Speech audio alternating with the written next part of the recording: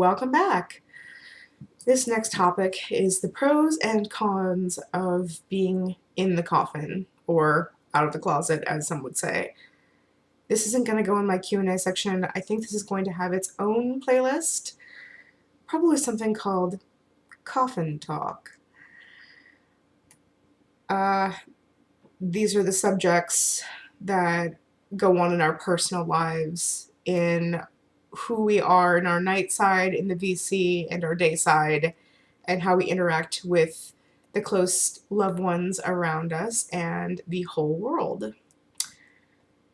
I figured I would make this section to talk about things that are struggles and troubleshooting in the life of someone who identifies as a member of the VC, or even as a rogue, someone who identifies as a certain type or any type of vampirism. So, down here I have a couple of notes as pros for coming out of the coffin. And a pro is you're being honest. It is always said that the truth will set you free. Well, yes, it does.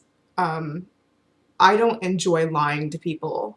The truth is just too much fun. And lying is a waste of time. I don't have time to waste. The only other few reasons I can see of coming out of the coffin is connections in the community and money if you're in a business that is related to the VC. I'm talking about things like Dragon Con, any parties or galas, balls, parties, anything like that.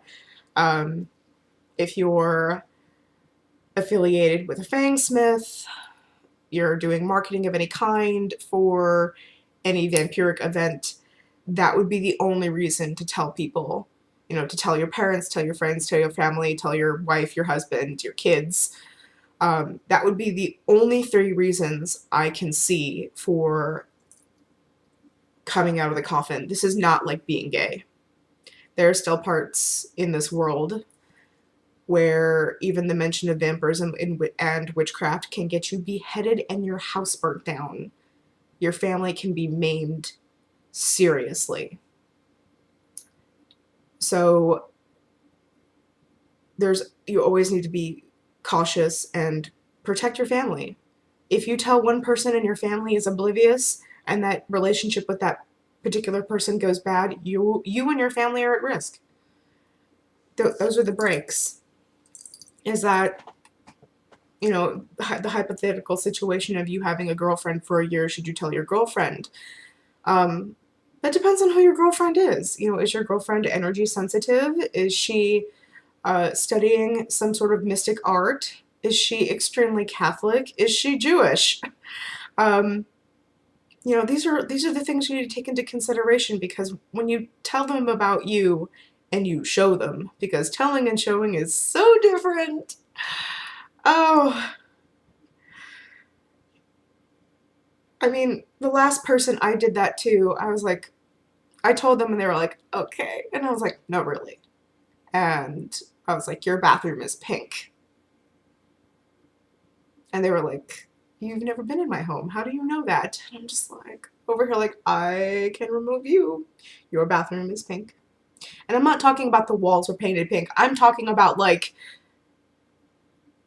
pink rugs and towels and toilet seat covers pink. And it just scared he squealed like a little piglet. It was hilarious. And even though I'm no longer in contact with this person, I know that they will keep my secret. But there are people out there that are unsafe to tell. They will be appalled. They will think that you're nuts. Which, to each their own. Also, there are places like the Bible Belt of America. If you turn on the radio station and there is nothing but sermons and gospel, you just keep your mouth shut. Someone might have a weenie roast on your front lawn. And in those circumstances, if you are part of the VC or you identify as a rogue, you need to go locate your closest local VC member. Even if they're a day's drive away, you need to have access to them. They need to be your friend.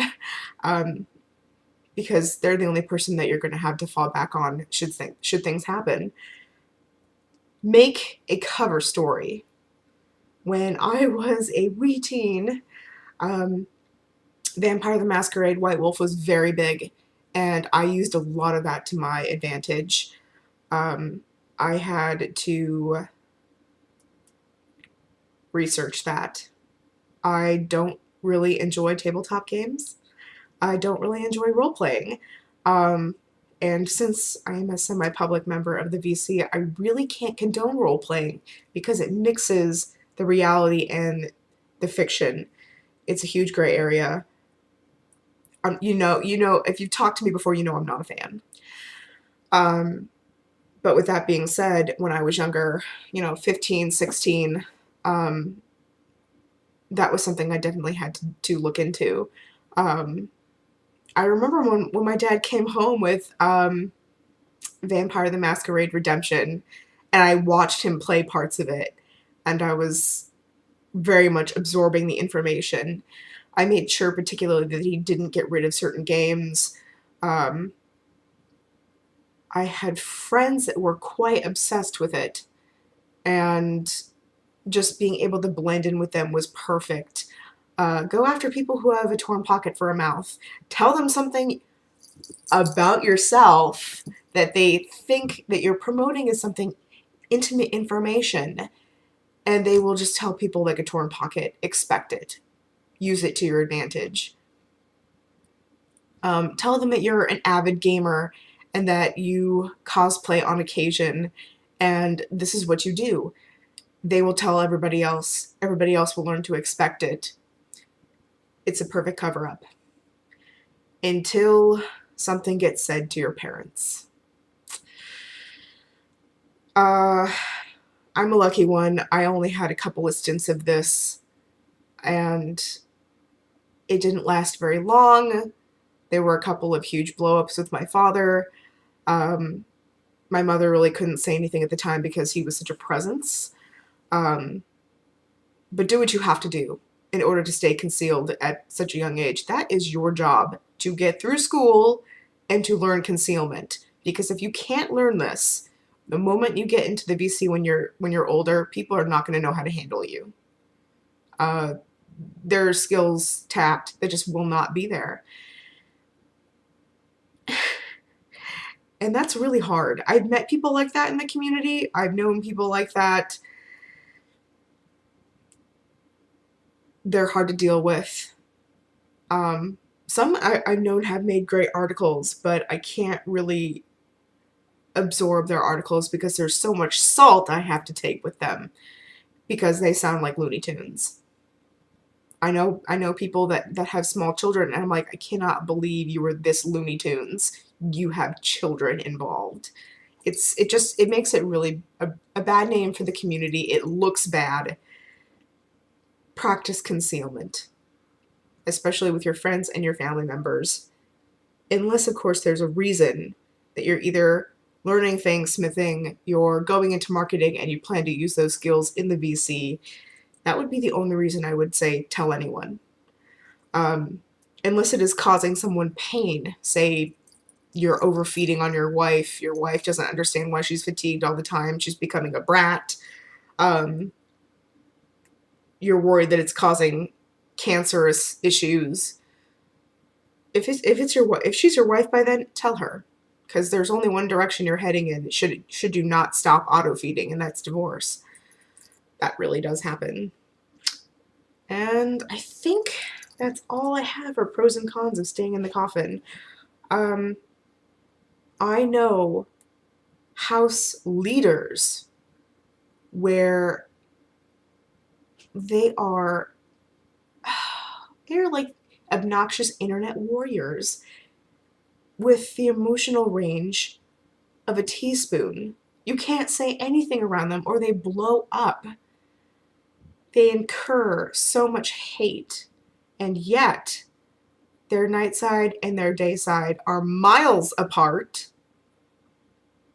They can't even give their real names on Facebook because somebody might find out and their jobs may be put into jeopardy. It's like, well, then stop being an idiot online. Stop making yourself a target, for goodness sake.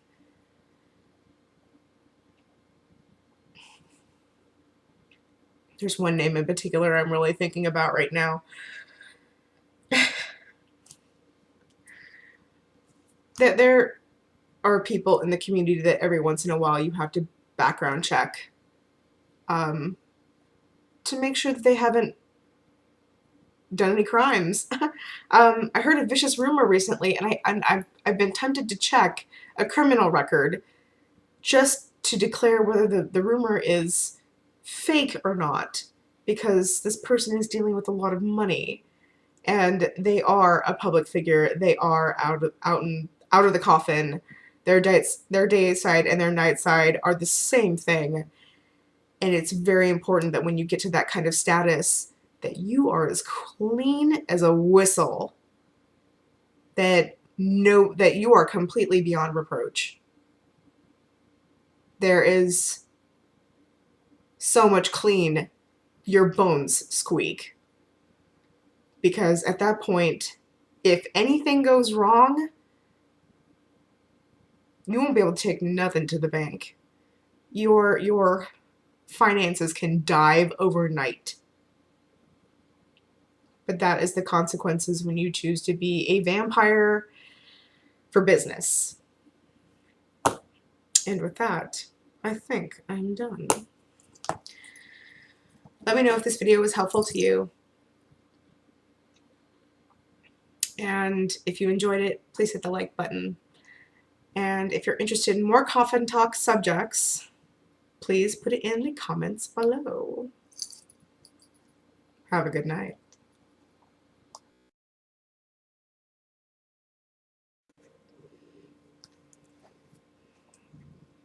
What are you doing? What are you doing? Why? I'm right. We're supposed to be on YouTube. Don't you know that?